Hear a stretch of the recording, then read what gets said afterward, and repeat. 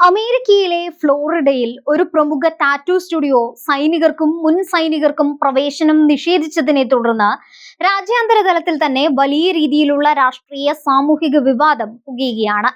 Largo നഗരത്തിൽ പ്രവർത്തിക്കുന്ന revival tattoo collective എന്ന സ്ഥാപനമാണ് തങ്ങളുടെ ഔദ്യോഗിക സോഷ്യൽ മീഡിയ പേജിലൂടെ സായുധ സേനാംഗങ്ങളെ അപ്പാടെ അപമാനിക്കുന്ന തരത്തിലുള്ള വിവാദപരമായ പ്രഖ്യാപനം നടത്തിയത്.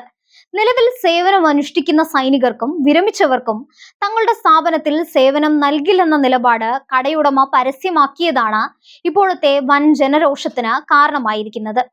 സ്ഥാപനത്തിന്റെ സ്ഥാപകനായ ബ്രാഡി മാർട്ടിൻസൺ എന്ന വ്യക്തിയുടെ പേരിൽ പ്രത്യക്ഷപ്പെട്ട സോഷ്യൽ മീഡിയ പോസ്റ്റാണ് വിവാദങ്ങളുടെ ആകെത്തുക. അമേരിക്കൻ സൈന്യത്തെയും രാജ്യത്തെ നിയമപാലകരെയും ഒരുപോലെ പ്രതിക്കൂട്ടിൽ നിർത്തുന്ന അതിരൂക്ഷമായ ഭാഷയാണ് ഈ പോസ്റ്റിൽ ഉപയോഗിച്ചിരിക്കുന്നത്. US സൈനികർ ലോകമെമ്പാടും വംശഹത്യയും ആക്രമണവും നടത്തുന്ന യുദ്ധ കുറ്റവാളികളാണ് എന്നാണ് മാർട്ടിൻസൺ തന്റെ പ്രസ്താവനയിലൂടെ ആരോപിക്കുന്നത്. ഇത്തരക്കാർക്ക് തങ്ങളുടെ സ്റ്റുഡിയോയിൽ യാതൊരു സ്ഥാനവുമില്ലെന്ന് അദ്ദേഹം വ്യക്തമാക്കുന്നു. സൈന്യത്തെ മാത്രമല്ല, രാജ്യത്തെ പോലീസ് സേനയെയും പോസ്റ്റിൽ അതിശക്തമായി കടന്നാക്രമിക്കുന്നുണ്ട്. അമേരിക്കയിലെ ക്രമസമാധാന പാലകർ നിരപരാധികളായ കുഞ്ഞുങ്ങളെയും നിരായുധരായ സാധാരണ പൗരന്മാരെയും ക്രൂരമായി കൊലപ്പെടുത്തുകയാണെന്നാണ് മാർട്ടിൻസൺ ആരോപിക്കുന്നത്. സൈന്യവും പോലീസും ഒരുപോലെ അടിച്ചമർത്തലിന്റെയും ആക്രമണത്തിന്റെയും ഉപകരണങ്ങളാണെന്ന കടുത്ത ഇടതുപക്ഷ അരാജകത്വവാദ നിലപാടാണ് ഈ സ്ഥാപനം ഔദ്യോഗികമായി സ്വീകരിച്ചത്. ഇതോടെയാണ് ഫ്ലോറിഡയിൽ നിന്നും ആരംഭിച്ച് അമേരിക്കയുടനീളം പടർന്ന ഒരു വലിയ സൈനിക വിരുദ്ധ വിവാദത്തിന് തിരികൊളുത്തപ്പെട്ടത്.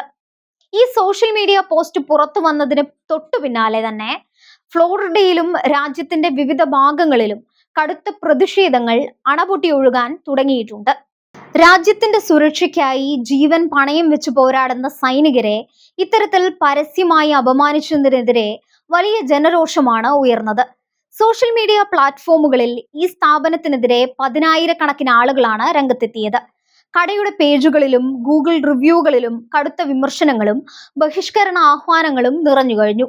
ഒരു ബിസിനസ് സ്ഥാപനം അതിന്റെ ഉപഭോക്താക്കളെ തിരഞ്ഞെടുക്കുമ്പോൾ അവരുടെ തൊഴിലോ പശ്ചാത്തലമോ നോക്കി വിവേചനം കാണിക്കുന്നത് ജനാധിപത്യ വിരുദ്ധമാണെന്ന വാദമാണ് ഭൂരിഭാഗം പേരും ഉയർത്തുന്നത്.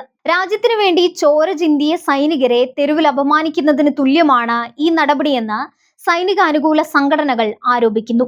ടാറ്റു സ്റ്റുഡിയോയ്ക്ക് മുന്നിൽ ആളുകൾ നേരിട്ടെത്തി പ്രതിഷേധ പ്രകടനങ്ങൾ നടത്തുന്ന സ്ഥിതിയിലേക്ക് വരെ കാര്യങ്ങൾ എത്തിയിട്ടുണ്ട്. അതേസമയം അമേരിക്കയിൽ നിലനിൽക്കുന്ന ആവിഷ്കാര സ്വാതന്ത്ര്യത്തെയും ബിസിനസ് അവകാശങ്ങളെയും മുൻനിർത്തി ഈ തീരുമാനത്തെ അനുകൂലിക്കുന്ന ഒരു ചെറിയ വിഭാഗവും രംഗത്തുണ്ട്. തങ്ങളുടെ സ്ഥാപനത്തിൽ ആർക്കൊക്കെ പ്രവേശനം നൽകണം, ആർക്കൊക്കെ നൽകരുത് എന്ന് തീരുമാനിക്കാനുള്ള പൂർണ്ണമായ അധികാരം ഒരു സ്വകാര്യ വ്യക്തിക്കുണ്ടെന്നാണ് അവർ വാദിക്കുന്നത്. ഒരാളുടെ വ്യക്തിപരമായ രാഷ്ട്രീയ നിലപാടുകളും വിശ്വാസങ്ങളും സ്വന്തം ബിസിനസ്സിൽ പ്രതിഫലിപ്പിക്കാൻ ഭരണഘടന അനുവദിക്കുന്നുണ്ടെന്ന് ഇവർ ചൂണ്ടിക്കാണിക്കുന്നു. ഇറാൻ ഉൾപ്പെടെയുള്ള മിഡിൽ ഈസ്റ്റ് രാജ്യങ്ങളിൽ അമേരിക്ക സമീപകാലത്ത് നടത്തിയ സൈനിക ഇടപെടലുകളും യുദ്ധങ്ങളും ഉണ്ടാക്കിയ വലിയ രാഷ്ട്രീയ ധ്രുവീകരണമാണ് ഈ സംഭവത്തിന് പിന്നിലെന്നാണ് വിലയിരുത്തപ്പെടുന്നത്. അമേരിക്കൻ സൈന്യം വിദേശ മണ്ണിൽ നടത്തുന്ന അനാവശ്യമായ യുദ്ധങ്ങൾക്കെതിരെ രാജ്യത്തിനകത്ത് തന്നെ വലിയ തോതിൽ ജനവികാരം ഉണർന്നിട്ടുണ്ട് എന്നതിന്റെ തെളിവാണ് ഇത്തരം ഒറ്റപ്പെട്ടതെങ്കിലും തീവ്രമായ പ്രതിഷേധങ്ങൾ. യുദ്ധം വരുത്തിവെച്ച നാശനഷ്ടങ്ങളും ലക്ഷക്കണക്കിന് നിരപരാധികളുടെ മരണവും അമേരിക്കൻ സമൂഹത്തിൽ വലിയൊരു വിഭാഗത്തെ സൈന്യത്തിനെതിരെ ചിന്തിക്കാൻ പ്രേരിപ്പിക്കുന്നുണ്ട്. അമേരിക്കയും ഇസ്രയേലും തമ്മിലുള്ള ബന്ധത്തിൽ സമീപകാലത്തുണ്ടായ കടുത്ത വിള്ളലാണ് വാഷിംഗ്ടണിനെ ഇത്തരമൊരു തീരുമാനത്തിലേക്ക് നയിച്ചതെന്നാണ് രാഷ്ട്രീയ നിരീക്ഷകർ വിലയിരുത്തുന്നത്. മിഡിൽ ഈസ്റ്റിലെ യുദ്ധങ്ങളിലും പ്രാദേശിക നയങ്ങളിലും നെതന്യാഹു സ്വീകരിക്കുന്ന കടുത്ത വാശി പിടിച്ച നിലപാടുകളോട് അമേരിക്കൻ ഭരണകൂടത്തിന് ദീർഘനാളായി വിയോജിപ്പുണ്ടായിരുന്നു. പലതവണ മുന്നറിയിപ്പ് നൽകിയിട്ടും അമേരിക്കയുടെ സമാധാന നിർദ്ദേശങ്ങളെ ഇസ്രയേൽ തള്ളിക്കളഞ്ഞതാണ് ഭരണകൂടത്തെ പ്രകോപിപ്പിച്ചത്.